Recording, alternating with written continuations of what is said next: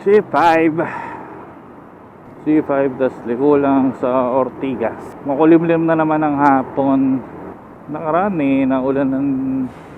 naulanan ako pero antipolo na. Sana hindi umulan. Makakapagod. Yun o. Oho.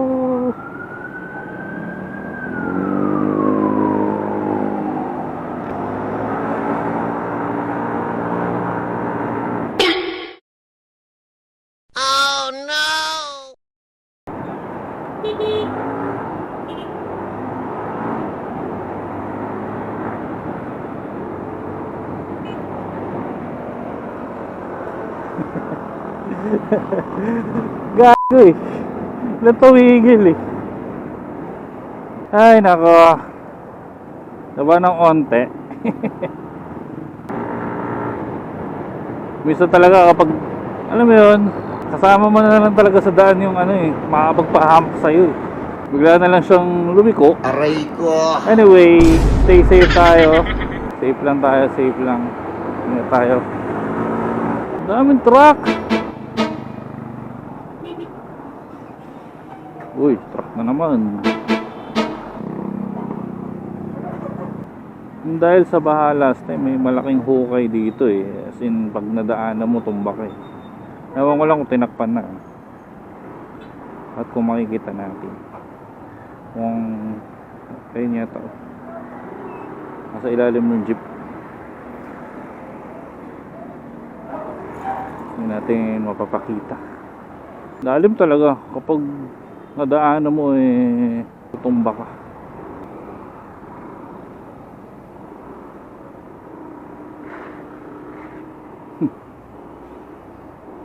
Gangster eh, no? Oops, dito pala siya.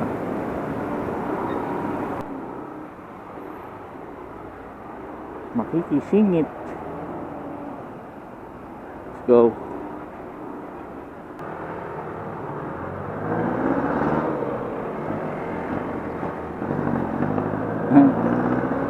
Galing ng top box siya oh.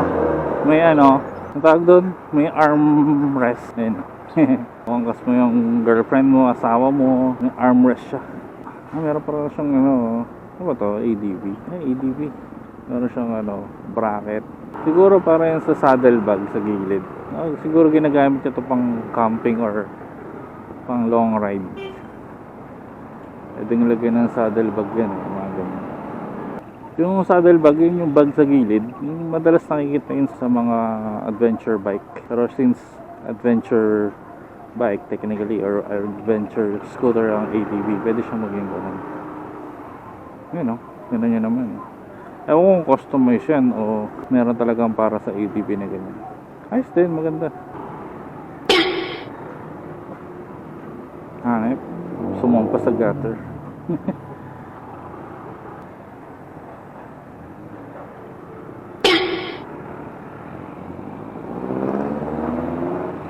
Ito yung ano eh, okay na traffic eh. Traffic na umuusad, diba? At least hindi siya parang nagiging parking space. Uusad pa rin kahit mabagal. Gara ng mga remedyo sa ano eh, no? Sa mga lubak. Yung mga maliliit na lubak lang. Tagpi. Alam mo yun, ispalto mo na. Hindi ko pa sinagad. Tinagpial lang. I'm sure sa mga lugar niya may mga ganyan din. Yung tipong tinagpial lang. Literal na ano, band-aid solution. Ayun na ako.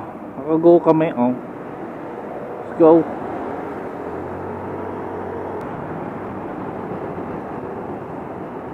Yun, mabot.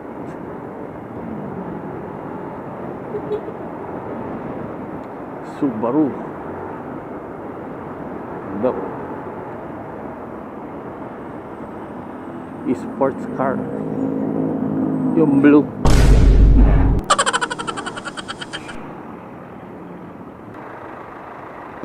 Ang tagal.